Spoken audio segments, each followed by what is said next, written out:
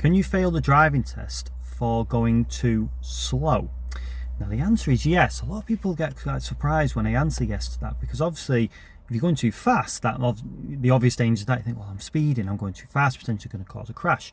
But you're also going to potentially cause a crash if you drive too slowly, because hesitancy on a driving test basically shows a lack of confidence from the examiner's part looking at you, and potentially shows a lack of skill as well, because they're expecting you to, they're not expecting you to be, a perfect driver who can turn up with 5, 10, 15 years of driving experience behind you. Of course they're not.